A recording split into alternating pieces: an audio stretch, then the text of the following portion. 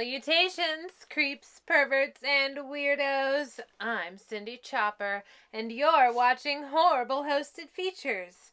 I'm here for you every Friday at midnight, direct from inside my coffin, to bring you a feature from my private collection. This week we have a film that represents everything I think of when I hear B-movie.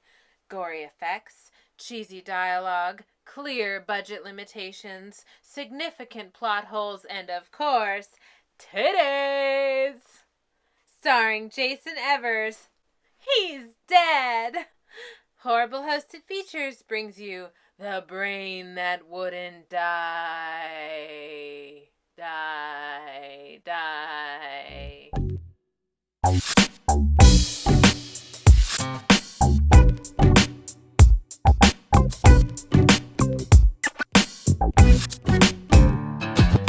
The Brain That Wouldn't Die is a 1962 American science fiction horror film. Directed by Joseph Green and written by Green and Rex Carlton. Also known as The Head That Wouldn't Die or The Brain That Couldn't Die, the film was completed in 1959 under the working title The Black Door, but was not theatrically released until May 3rd, 1962, when it was released under the new title as a double feature with Invasion of the Star Creatures. Some prints of the film used both the opening title, The Brain That Wouldn't Die, and the closing title, The Head That Wouldn't Die. The film was shot independently around Tarrytown, New York. An uncut 35mm print was used in a special edition release by Synapse Films in 2002. Running 85 minutes, this version features more stripper catfight, yes please, as well as some extra gore, yes please. The Cinema Insomnia version was released on DVD by Apprehensive Films. In December 2015, Shout Factory released a Blu-ray edition of the uncut with high-definition transfer taken from the negative. The film was featured in episode 513 of Mystery Science Theater 3000, where the characters on the show gave the female lead the nickname Jan in the Pan.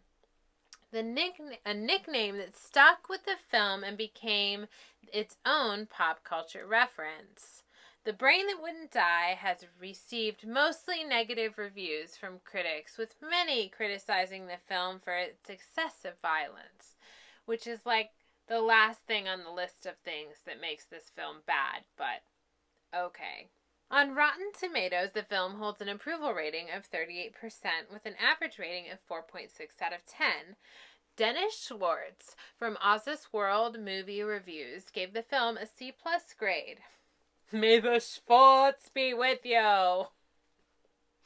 In his review, Schwartz criticized the film's acting, dialogue, and awkward direction, saying in brief, though others might find it risible and in bad taste, it's hard to completely dislike a film that is so perversely entertaining and has no redeemable social values, but is funny in all the wrong ways. Okay.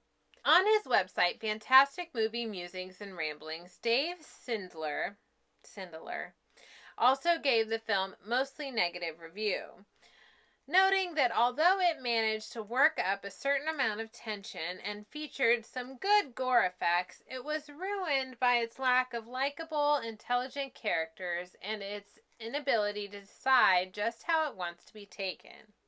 Yeah. Brian J. Dillard from AllMovies said of the film, hokey, overwrought, and poorly paced, this venerable creature feature still commands a sizable following on the basis of its campy, low-grade special effects, its TNA exploitation, and its many pseudo-philosophical soliloquies. Yeah. TV Guide awarded the film 2 out of 4 stars, calling it one of the most genuinely bizarre brain movies. The movie was first adapted as a stage musical in October 2009 with The Brain That Wouldn't Die, a new musical, produced at Overtime Theater in San Antonio, Texas. The world premiere musical comedy was a collaboration between composer Philip Luna and writer-lyricist John Gillespie. The movie also inspired the musical stage production The Brain That Wouldn't Die in 3D, that premiered at the New York Musical Theater Festival in October 2011. A satirical feature film adaptation of the same title was filmed in Portland, Oregon, and premiered on June 21st, 2020 as part of the Portland Horror Film Festival. The film also inspired my second favorite Steve Martin film, The Man with Two Brains, as well as 1962, The Brain, 1953, Donovan's Brain, and 1985, Reanimator.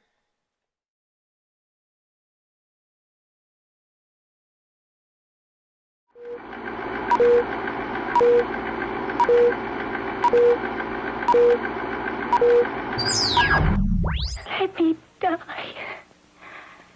Let me die.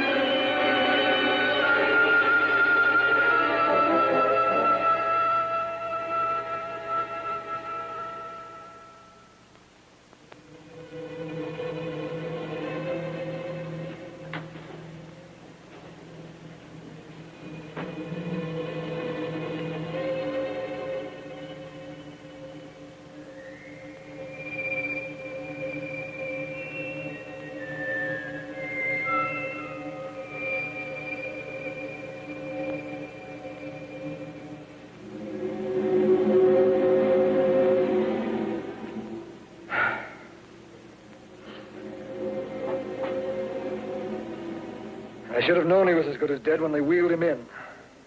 You did everything possible, everything you could, Dr. Corey. Everything.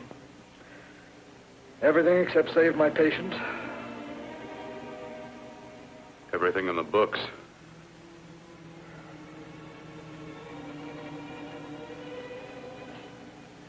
Now, Dad, do I have permission to take over and try things my way? The operating room is no place to experiment. He's dead. I can't do any harm. Very well. The corpse is yours. Do what you want to do. All right. Make an opening into the chest cavity. Apply 100 milliamps of current directly to the heart, then massage by hand. I'll handle the brain area. By yourself? By myself.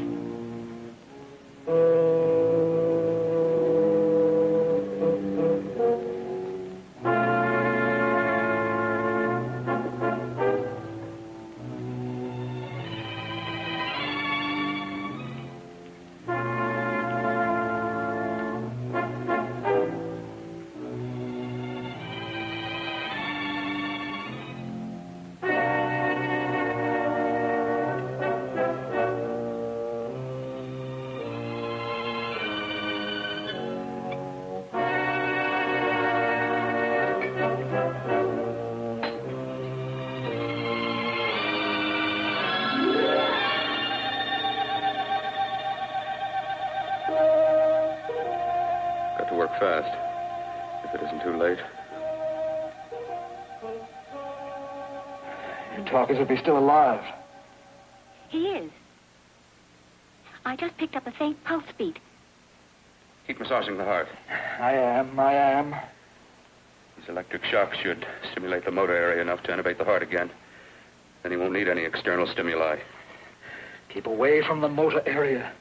You'll paralyze him for good. Which would you rather be, paralyzed or dead? Try to play God. Some choices are not yours to make. When the obstetrician has to decide which to save the mother or the child, who plays God then? It's part of the game. Game? The human body's not a jigsaw puzzle to experiment on. Still playing it safe like the other doctors, huh? Might as well save my breath. Keep massaging the heart. You've already lost your patient, Doctor. I'm going to save mine. His pulse is coming back stronger than ever. It's unbelievable.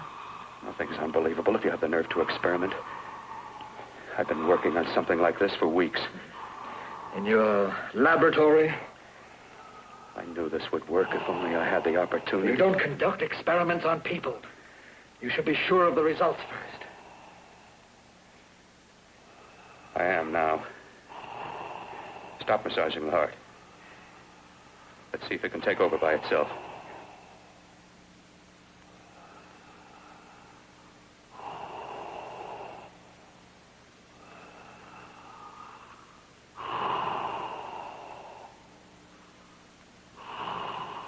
All right.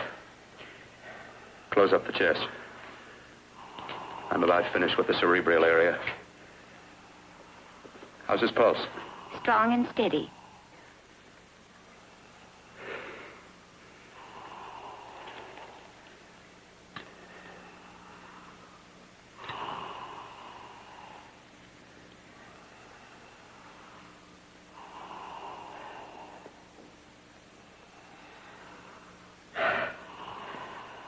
You did perform a miracle. I may not approve of your methods, but I am proud of your results.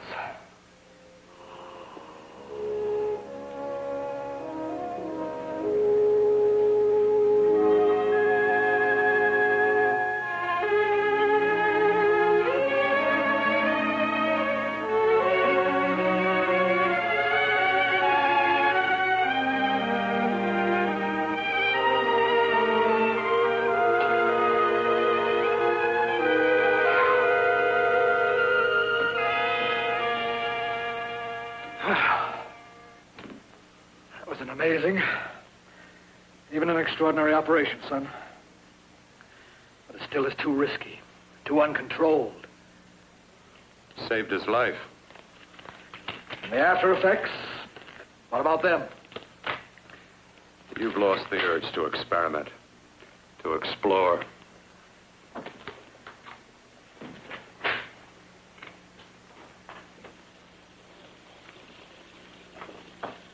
Don't explore on people. Before you put a scalpel to one, an operation like this needs testing under every condition. Over and over again. Rabbits, mice, monkeys, not people. That man who should be dead now won't think so. There's more to surgery than just being a carpenter to patch up walls or a plumber to drain pipes. Our bodies are capable of adjusting in ways we've hardly dreamt of. If we can only find the key. I'm so close now, so very close. The key to what? Complete transplantations. To be able to transplant limbs and organs. To be able to replace diseased and damaged parts of the body as easily as we replace eye corneas now. So that the new parts will join together as though they were born there. It can't be done. It can be done.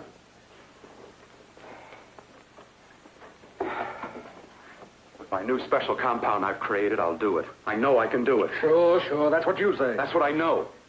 I know I'm close.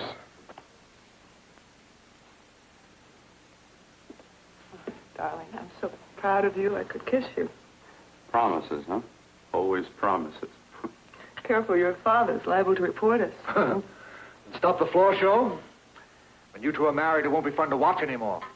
Well, I can promise you one thing. Your grandchildren won't be test tube babies. You better hurry if you want to catch that plane to Denver, Dad. You know that medical convention can't start without you. Jan, you'd better check about my reservations. Oh, yes, I'll call the airport. I'll be right back.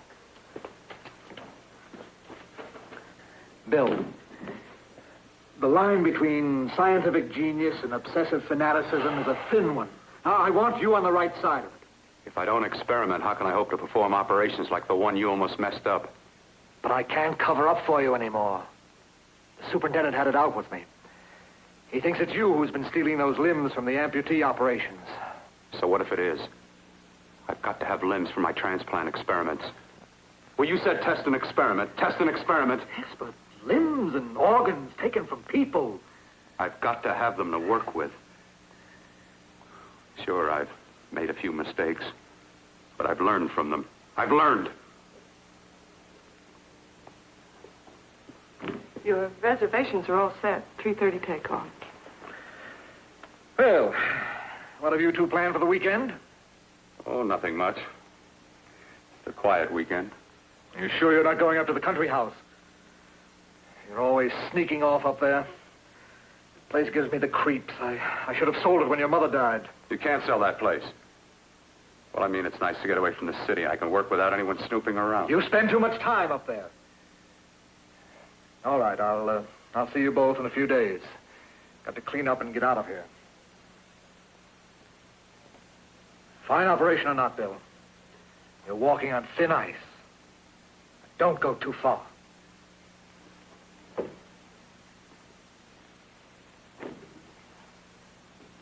Oh, every time you touch me, I go out of my mind. I want to kiss you. Bill, I want to get married. I can't stand not having you. You've been wonderful. Oh, I'd rather be a bride. In a few more weeks, and nothing will keep us apart. We'll be together.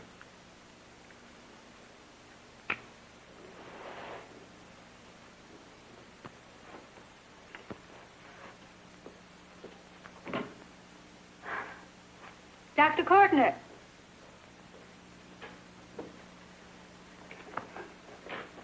I'm so glad you're here. I was afraid you'd gotten away. There was a very important phone message that came to you. It sounded quite urgent. I've been looking everywhere. It was from a man called Kurt. He called from the country place, and he said something terrible had happened. He wanted you to come right out. Thank you. Well, you've always wanted to know what's kept me away from you so many weekends. Have you got the keys to your car?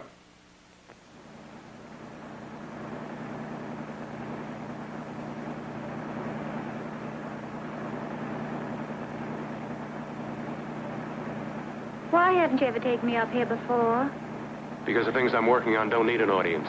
That telephone call. What about it? All right. Hold off the questions. Why the mystery, Bill? What's it all about? We'll be there soon enough. You'll see.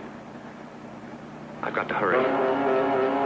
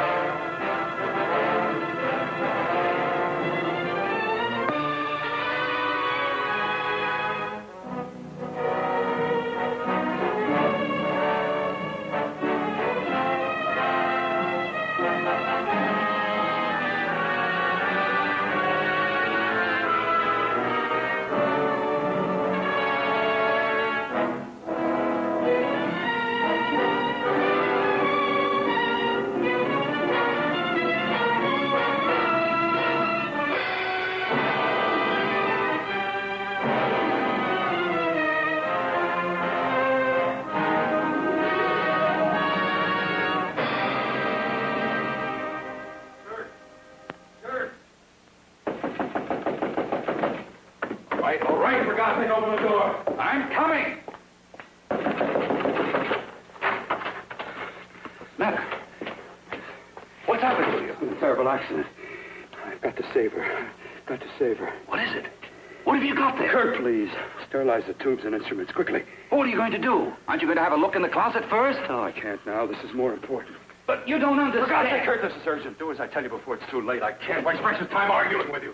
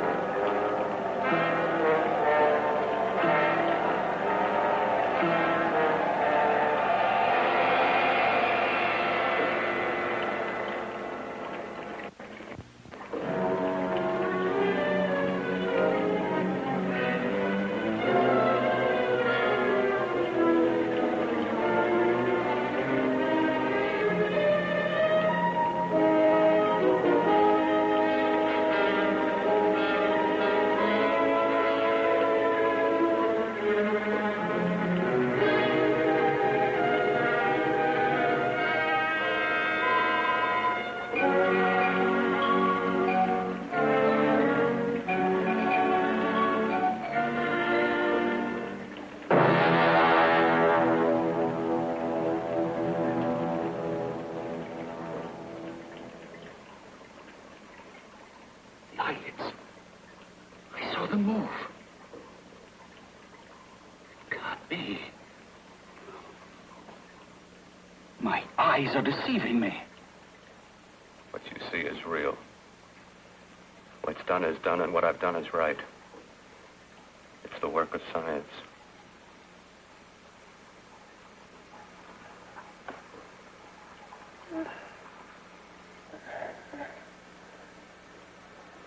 I remember fire.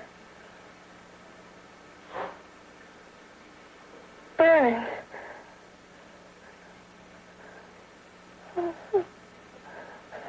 Let me die.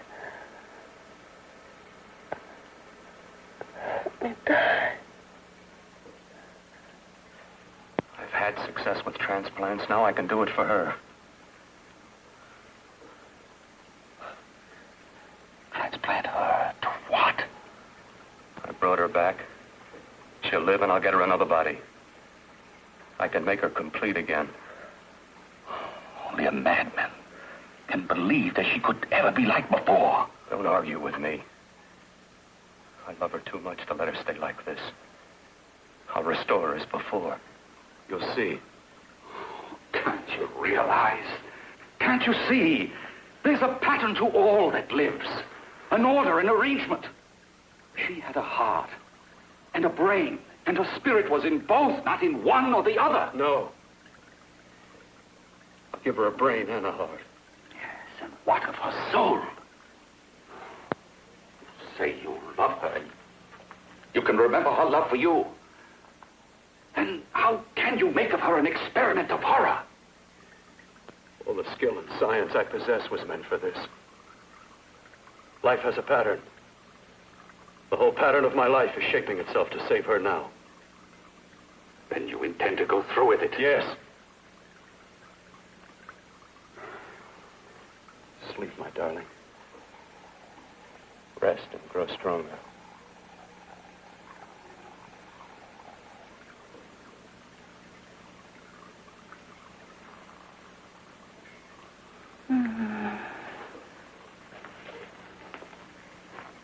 How long do you think we can keep her alive under these conditions? 48. 50 hours at the most. Yes. And you really believe you can work a transplant on her successfully? Yes. Like my arm. Withered and deformed. Yours was an early experiment that failed. With her, I'm using my new adreno serum. Must work. I've got to go now. If the police or anyone call, tell them you don't know anything about it. I don't think anyone will trace us here because her body was burned in the wreckage. Yes, of course, of course. Look, Bill, before you go, do have a look in that closet. It's the reason why I called you up here.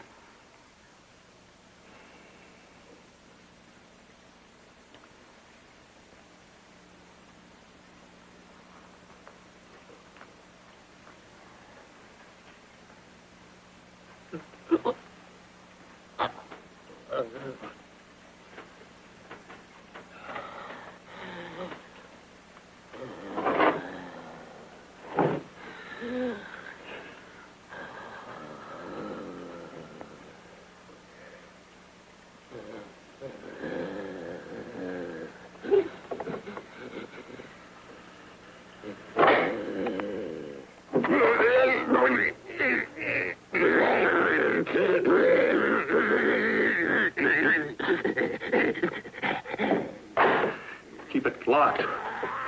Last night it got so violent it almost broke out. Oh. Oh, not through that thickness. Keep it closed. I've got to think about her now. I've got to find her a body. How are you going to go about getting one?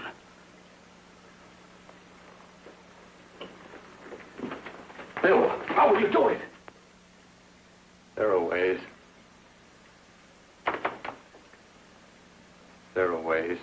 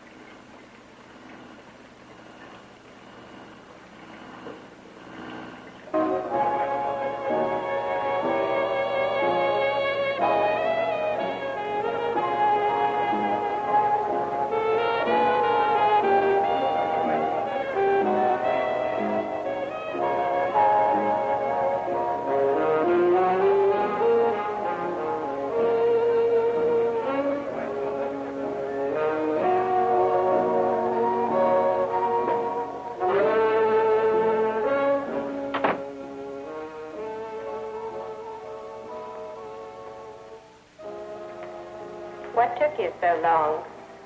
What made you think I'd come? You know a good thing when you see it. Yeah, there was plenty to see. I liked your act. Is that all you liked? Well, your costume, what there was of it, was interesting. Is that all? The rest of the equipment is standard. But, the arrangement is pretty special. You know, tourists just looking at the sights. What are you doing here, slumming? I get my allowance once a week. Okay, if you're so loaded, you pay for the drinks. I already did. Are you hustling for the house? I hustle for myself. I'm the leading lady around here. I can sit with the squares out front, or I can relax back here with my friends. I'll bet you don't have an enemy in the world.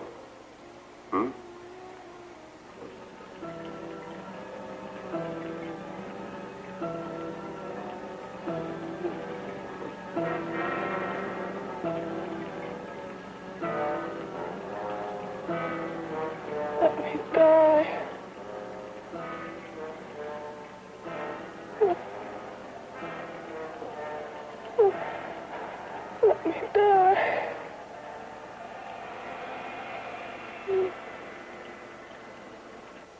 Where are you from? Oh, around. Just looking around. When you get done looking, then what? I operate. I get your message. You're coming across. You could flip any chick in the house. Why me? Oh, like I said, I'm looking. Well, you don't have to look any further. I'm not going to fake it for you. When do you go on again, When? Relax. I got another show yet, but it could be for you. Oh, I was just asking. Try taking. Are you getting nervous? I'm over 21. Oh, it isn't that. I've just got things to do. Things to take care of. Well, if I don't exactly make you sick, what could be more important that could be taken care of right now? Well, I've got to see about helping somebody. Somebody who needs my help very badly. You can't cut out of me now, baby. Now when you got me feeling so good. I'm so warm all over. I'm good for you. I know I'm good for what you want. You may be just what I'm looking for.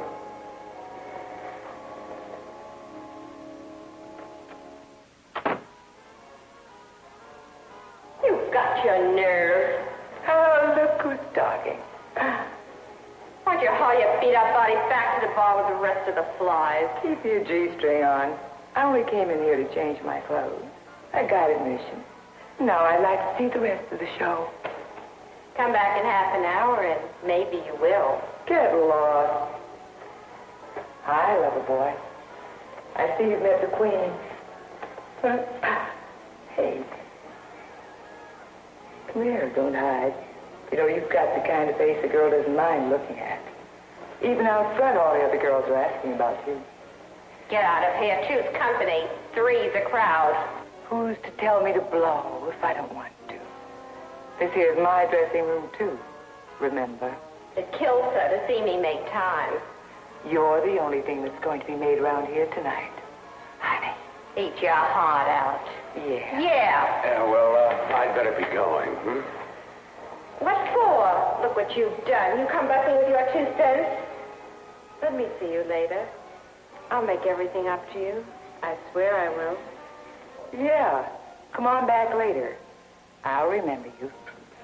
Yeah, that's what I'm afraid of.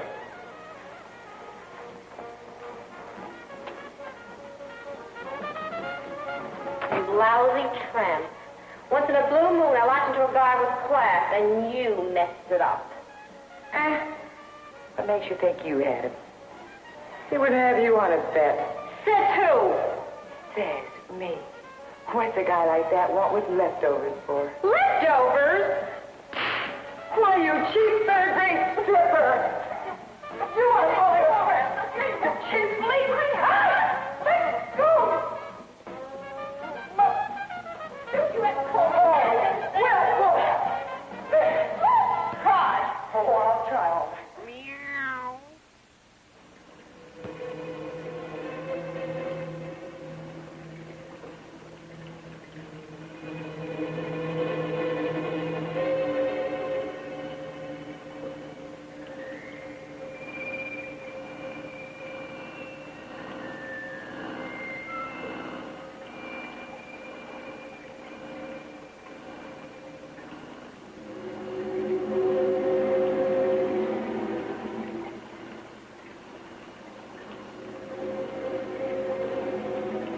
You.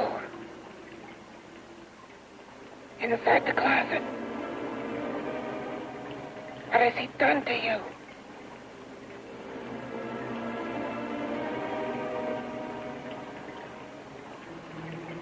I know there's someone there.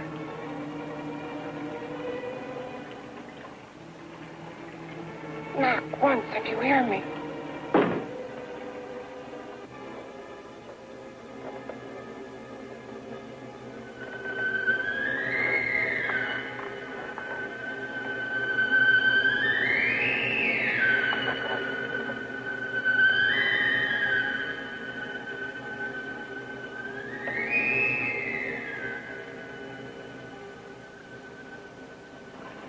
I'm not the first.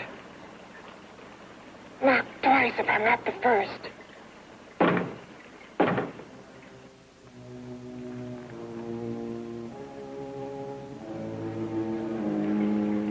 He should have let me die. I hate him for what he's done to me. If he only knew what it's like being like this. Do you know what it's like?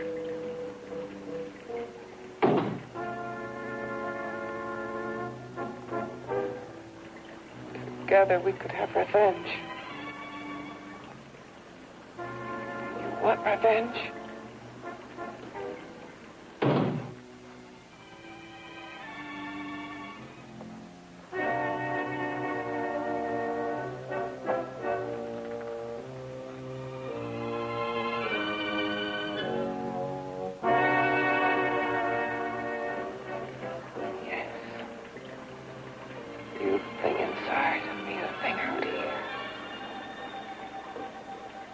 Brain's still untouched.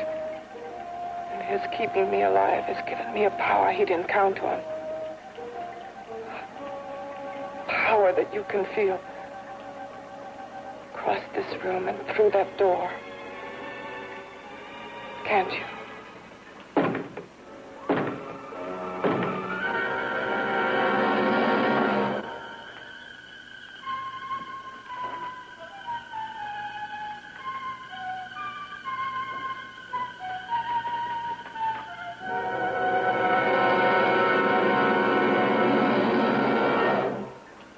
Together we're both more than things.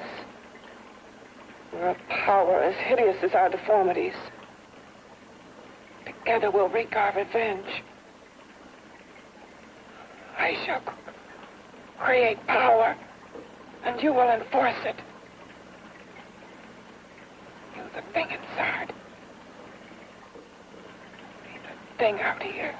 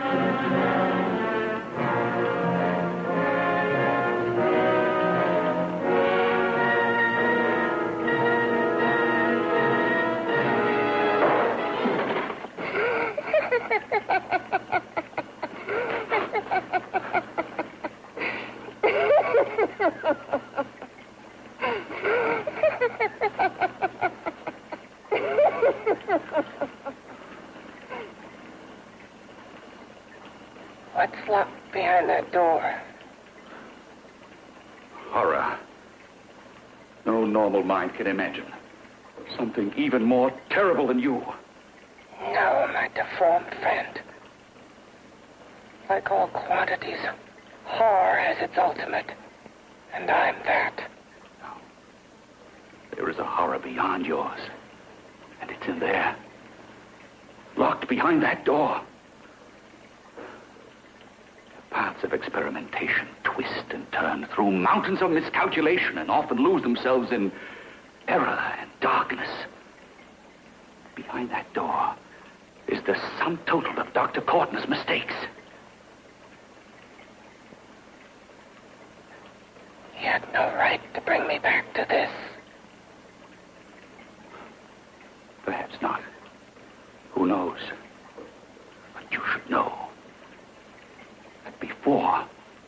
injected the serum into that, it was but a mass of grafted tissues, lifeless.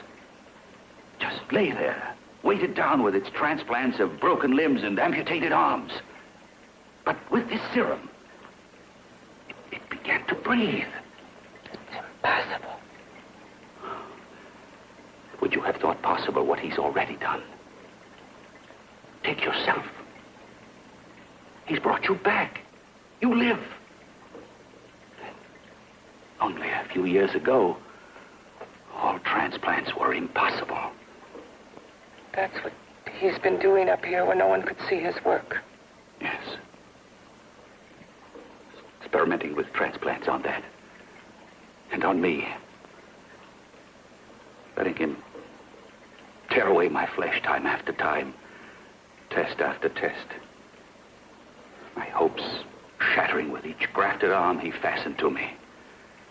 Watching it wither and warp. Instead of strengthening. You see, he's learned from his mistakes. And you stayed with him, helping him in his grotesque work that he claims is for science. Was there a place for me on the outside with this? A world where eyes would look upon me with pity, and people would turn away from me in disgust.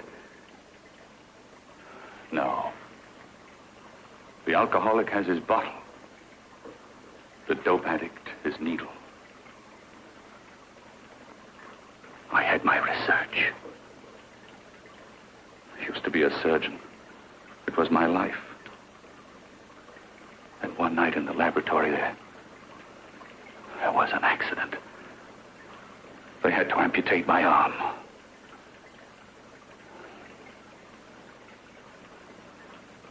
And he has used you to... I had no choice. He was my only hope. A surgeon needs both his arms, not just one. Well, you see, my transplanted grotesqueness stayed. So did I. I live only for the day he can work a successful transplant to my body.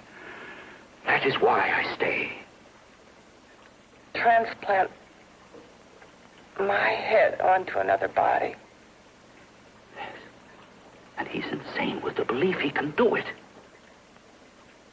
But the tissues of my body would reject the tissues of another.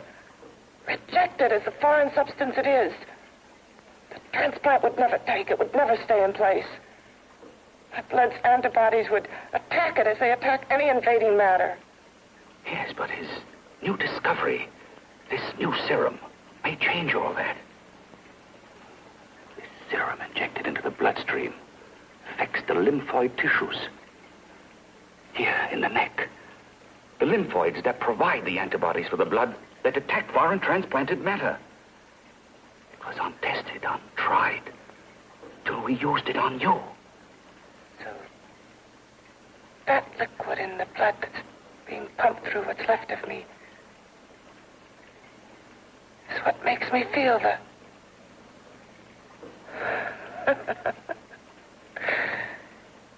He may produce results he didn't ask for. Results? You mean like this? Results more terrible than your arm of relative beauty. Results of power. Of magnitude. Power? What power? Can't you see that you're at the mercy of every element of the universe? How can you speak of power? I have power. This liquid that he's pumped into me. My brain burns with it. That thing inside an iron touch. Want me to prove it? You can prove nothing. You're powerless. I'll show you how powerless I am. You. Behind that door.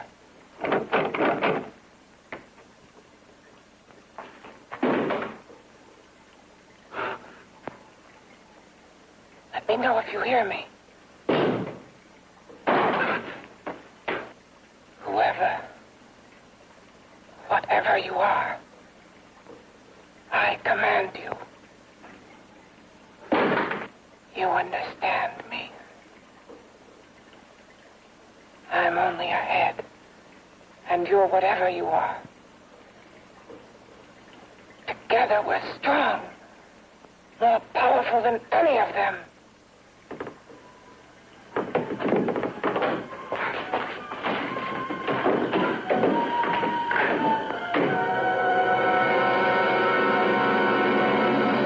What are you running from? What's wrong with you? Oh, it's you. Something wrong, something beyond control in that room. There's nothing beyond my control. She's alive, and I'll keep her alive until I find her a body. I can't talk anymore. I'm tired. I've got to go to sleep. And you didn't find her a body? Well, I've got to be careful. I can't afford to be identified as the last person seen with a girl before she disappears. Do you think you'll get one?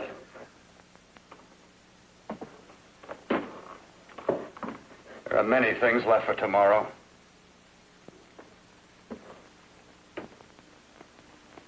Real quick, before we get into the actors, there is a connection between this week's and last week's film, Fear and Desire. I didn't realize it till I started writing this episode, but our star, aka Jan in the Pan, was last week's captive native girl in Fear and Desire. Her name is Virginia Leith, and in this film she plays Jan Compton. Virginia Leith was an American film and television actress. Leith starred in a few films, with her most productive period coming in the 1950s. Her debut was also the first film directed by Stanley Kubrick, a self-financed art house film, Fear and Desire. She signed a contract with 20th Century Fox in 1954 and had leading roles in films such as 1955's Violent Saturday, 1956's Towards the Unknown, On the Threshold of Space, and opposite Robert Wagner and Joan Woodward in a crime drama, A Kiss Before Dying. Her most recognizable role may have been in this film as Jan in the Pan in The Brain That Wouldn't Die. She left acting after her 1960 marriage to actor Donald Herron.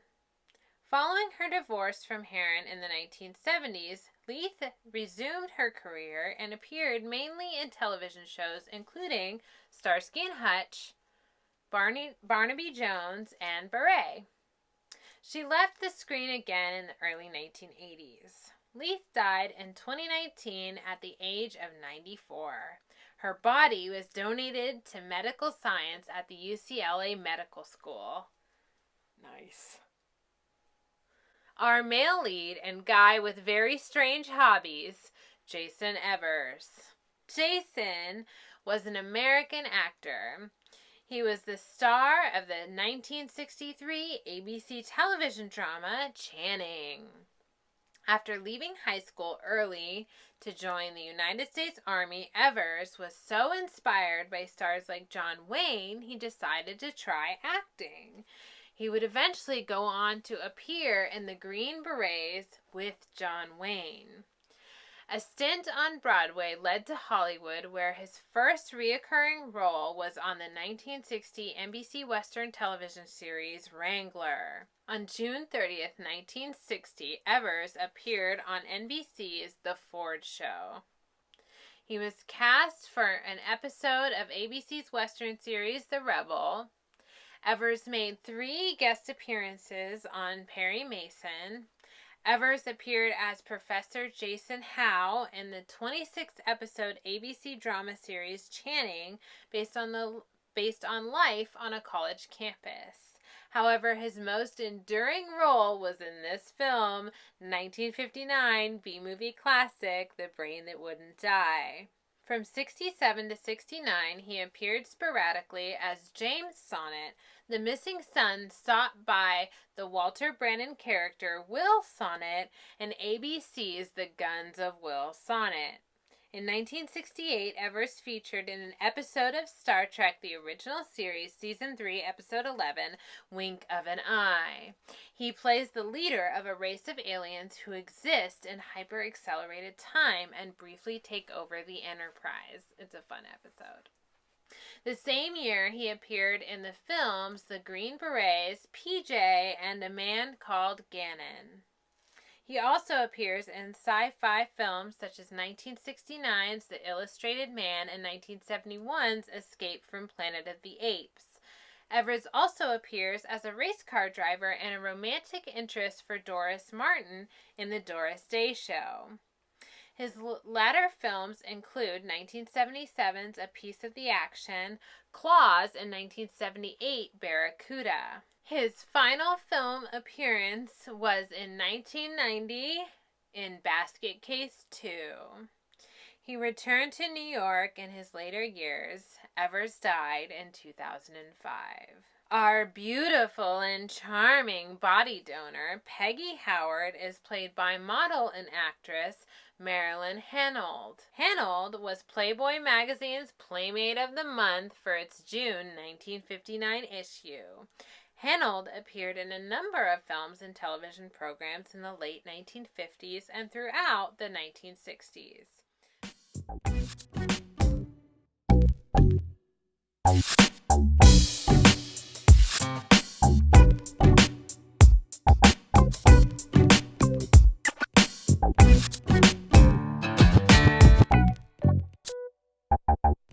She was married to Rowland Keaton Nielsen, president of Skyland Oil Company from 1967 until he died in 1993.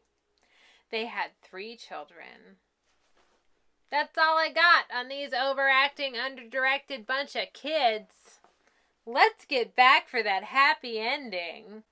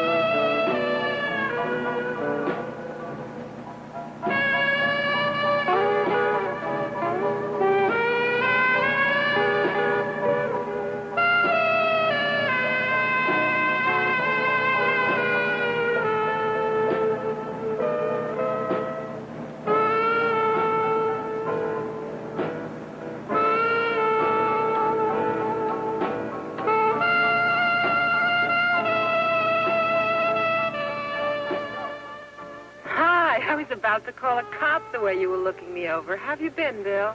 Oh, just fine, Donna. I haven't seen you for quite a while. Too long. I'm still waiting for that call you once promised me. Well, you know how it is with interns.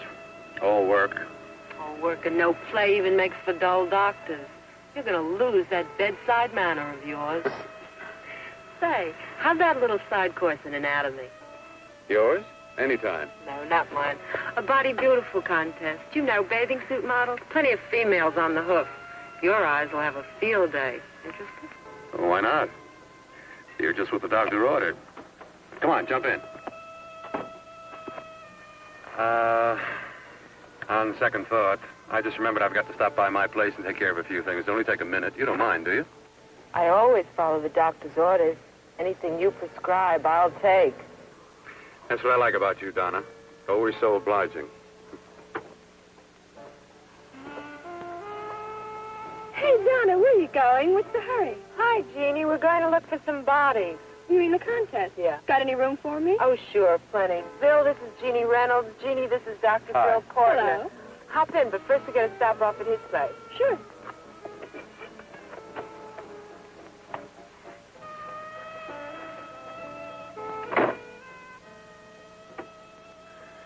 Well, as a matter of fact, I can wait. Now that there's 2 of you, we'll have to wait. Guess he thinks there's safety in numbers. Well, this time there is. You promised not to hurt you. And I promise not to hurt you.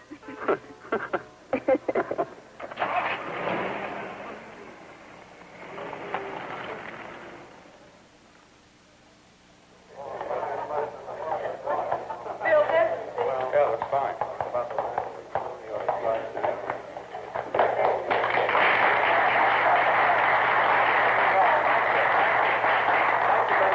Well, it looks like we're about ready to go. Backstage are 5 of the girls who have reached the contest finals, and we are here to choose Miss Body Beautiful. Now, we've eliminated everyone except the 5 finalists, and they will be judged solely by your applause. So let's bring them on. First, Helen Appleton.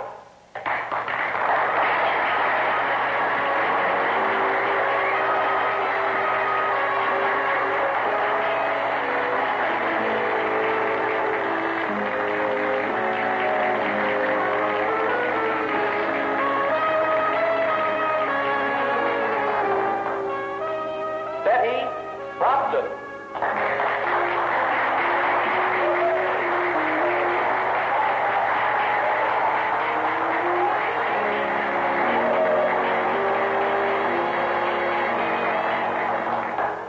Terry Lund.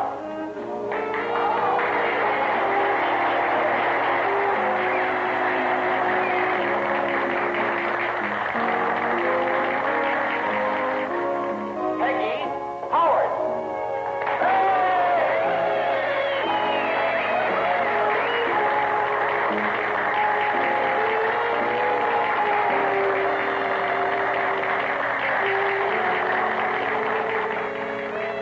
She has the second nicest body I've ever seen. Second to you. No, another girl, a figure model. You remember that one in school years ago? The one who had the accident. Oh, yeah. Doris, Doris Powell. Yeah, she's still around? Few people see her nowadays. She just stays in her studio posing for art classes and camera bugs. Figure model. Poses for art classes. The nicest body she's ever seen. The nicest body. Maybe this is the one. She's got to be. I can keep Jan alive only for a few more hours. I've got to find her a body.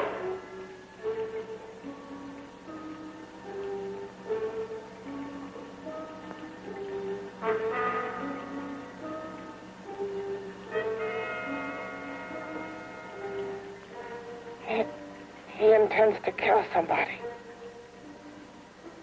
To rob them of their body. Do you hear me?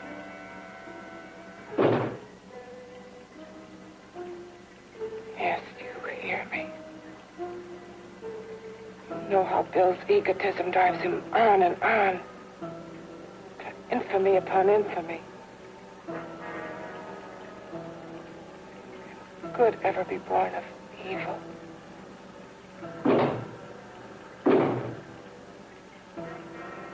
Yet he claims his work is for humanity.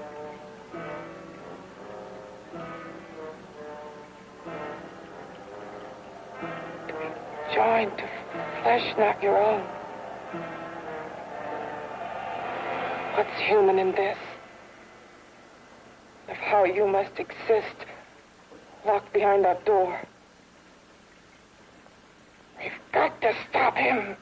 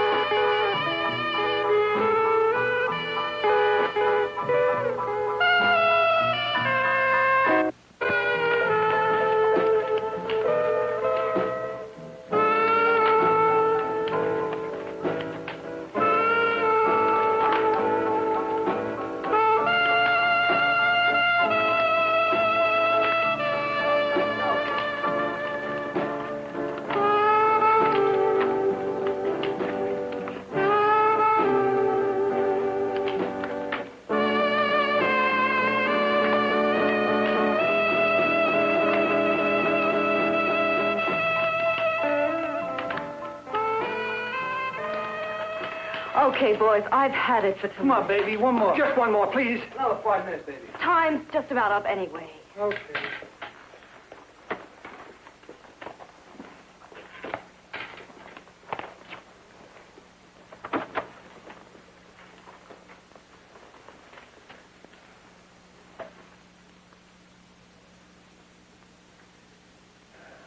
Say, Doris, would you like to have a drink with me? Just you and me, away from everybody? Someplace where nobody will butt in, where you and I can really be alone. No, thank you. How about posing for me? Private like. I'll pay you real money, real good money. Kind of money they don't throw at you every day, and for doing hardly nothing at all. I do my posing for classes only, Wednesdays and Saturdays, 8 to 10. Yeah, I know, but we can... Good night.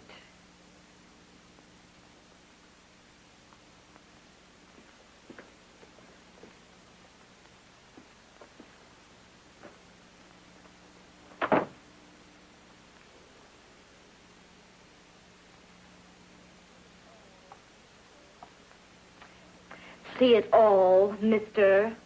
The show's over. Next time, bring a camera and buy a ticket. I'm not running a charity. You don't remember me, do you, Doris?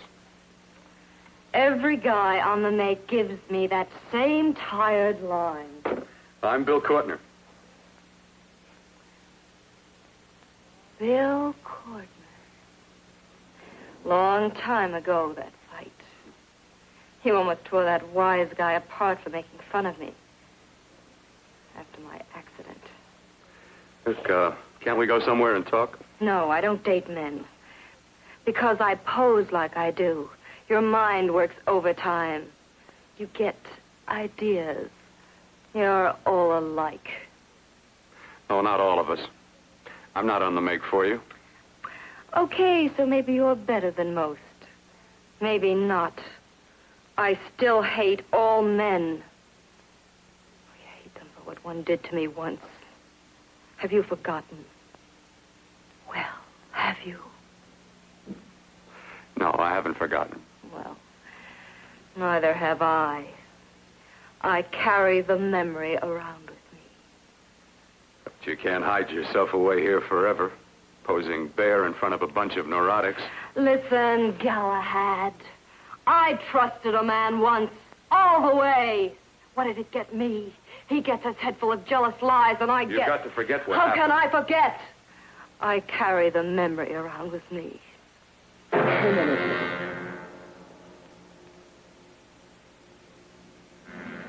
Am I so appealing to you now? Still so interested? Doesn't it make you sick?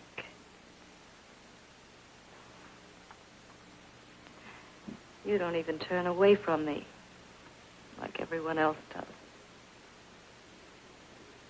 To me, you're not ugly. I see only beauty in you. You have a lovely body and a face that can be made beautiful again also. Yeah. I've heard that song before. I'm a doctor, I know. My father's one of the leading plastic surgeons. If anyone can help you, we can. I know I can. I've been to doctors. It's no use. The scar tissue's too deep. No one can help me. That was a few years ago. Today, nothing's hopeless. We can graft scar and skin tissue that... Well, we can even freeze areas of the skin and sand away damaged skin tissues. The way you say that look in your eyes, I almost want to believe you. I almost want to believe you. Well, then start believing, hmm?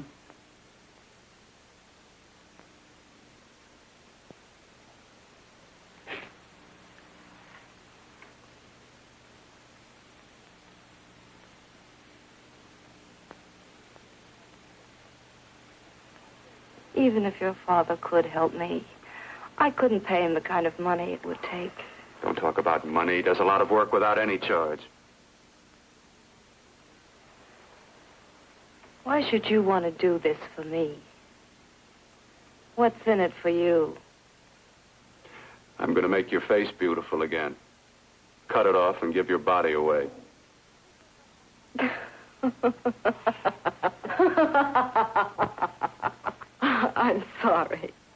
Bill, I have been knocked around so many times.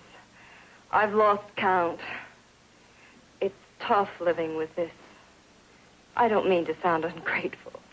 Well, because you've been battered around, don't go sour. You shouldn't lose your trust in people. Not all of us. I believe you. I want to. Do you really think something can be done? Only my father knows. Look, we have a country place just out of town.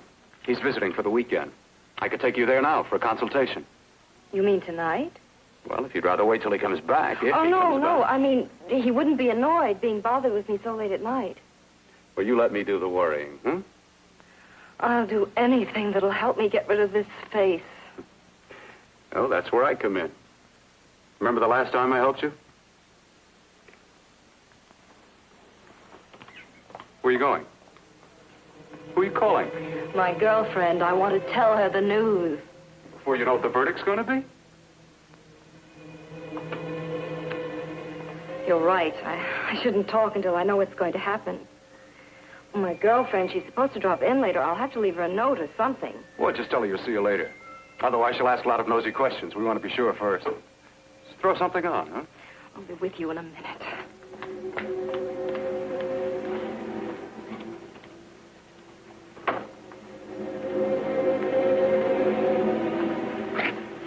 Just tell her you'll keep in touch. I'll leave it on the table. She'll see it. Had to go out with old friend Bill Courtner. We'll call you tomorrow.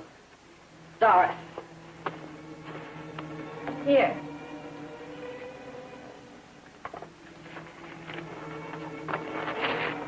I'll leave it on the lamp. She'll see it, won't she? That's the first place she'll look. I'll leave the lights on for her.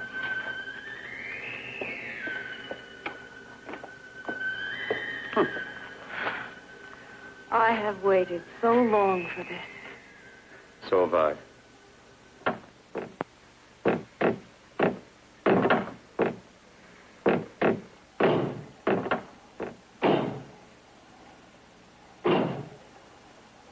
Again. Hit it again. Got to see your hideousness. You've got to see mine. Wonder which of us is more awful. Nothing you can be is more terrible than what I am. A head without a body. A head that should be in its grave. I hate him. I hate him for what he's done to me. Can your horror match mine? Quiet. Someone's coming.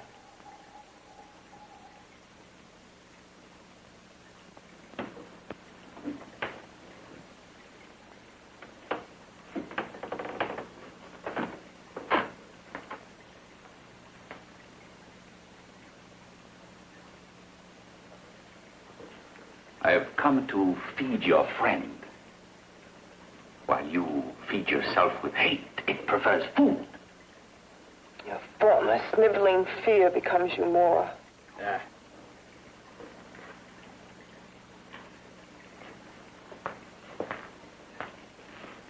What makes you think I'm afraid of what's in there? Or of you? A mere head in search of a body. People fear what they don't understand and what they can't see. What are you talking about? You're nothing but a freak of life. And a freak of death. Why should I be afraid of a few knocks on a door? But last night you ran. You were afraid of what you imagined lay behind that door. I? Imagined? It was I who helped grab together the bits and pieces that were stolen from the hospital. An amputated arm, a leg, a torso. It was I who helped piece them together like a monstrous jigsaw puzzle. And that same medicine that He's fed to me to activate my lymphoid tissues. Has he fed it to that? No. No, on that he used an earlier formula. It wasn't as successful as the serum he's using on you, but it was enough to allow the transplants to take. If your experiment is successful, then it'll be my turn. And what else has happened to it? Mean, what else? Well, it's mutated some, of course. It's changed considerably. Why don't you open the door? And we'll both see how it's changed. Listen, you. I warn you. You better stop pestering me, do you hear? I'm getting fed up with you and your insidious talk. He should have cut out your tongue while he was at it. Afraid? Afraid of whom? Of you? No. Not anymore. But of it? Nor of it.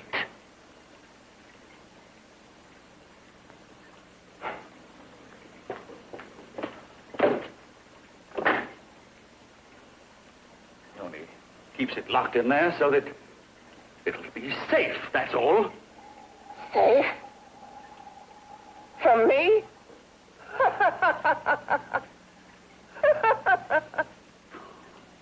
You beast. I hope he prolongs your existence into a lifetime of agony. Then we'll see who's laughing at whom. You miserable fool! Get him!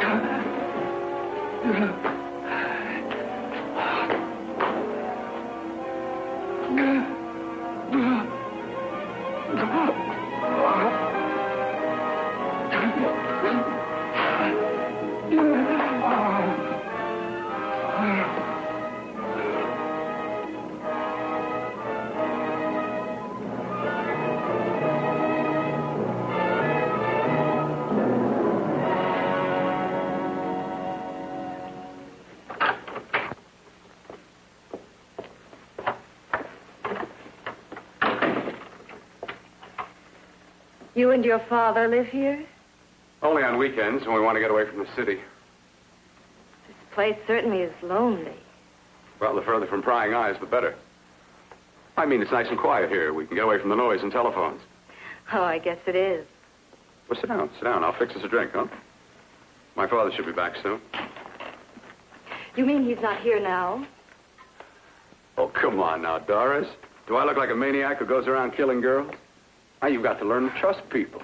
Oh, people like me, really. I'm sorry. I trust you. I trust you with my life. Well, I can't ask for any more than that. I'll be right back.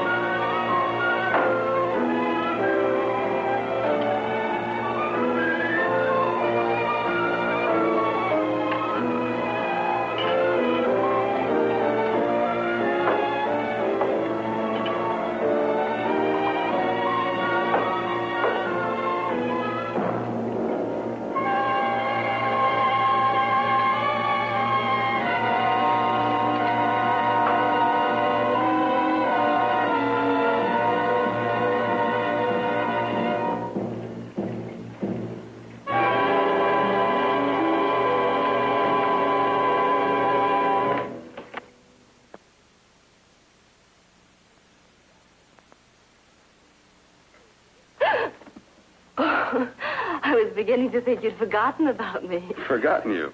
Why, Doris, you've become very important to me. Very important. I put a little water in it so it wouldn't be too strong for you. Fine. I'm not a very heavy drinker. Neither am I. Well, here's to your future, whatever it may be. I'll drink to that.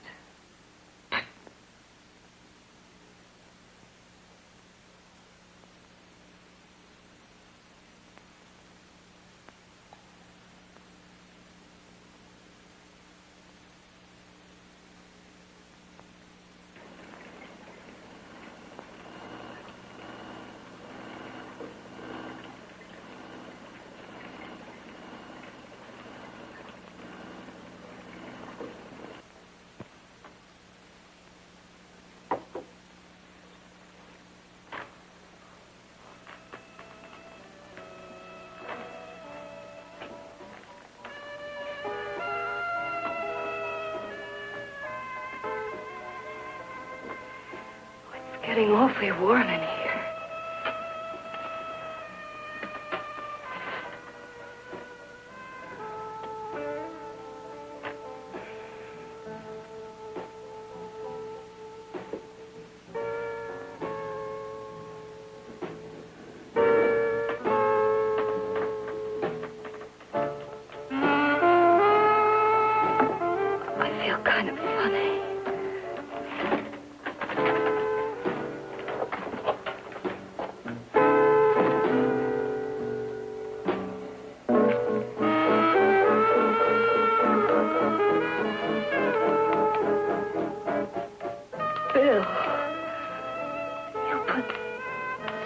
my drink. Didn't you?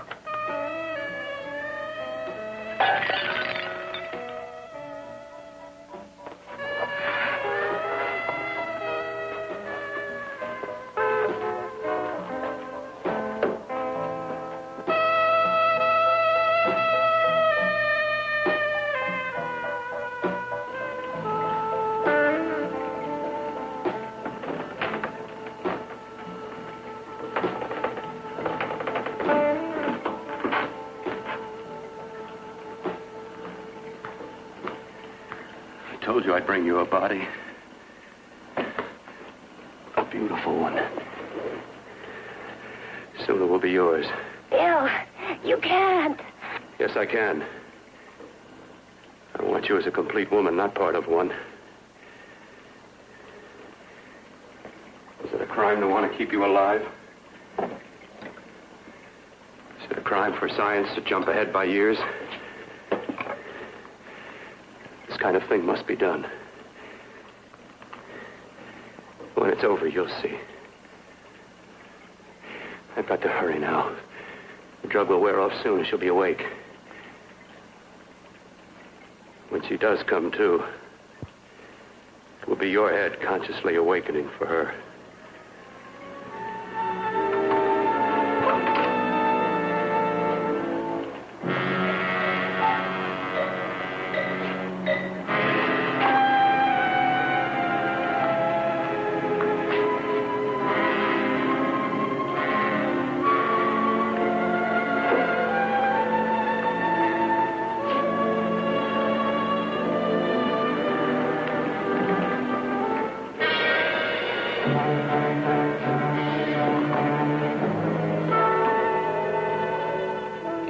You must be stopped.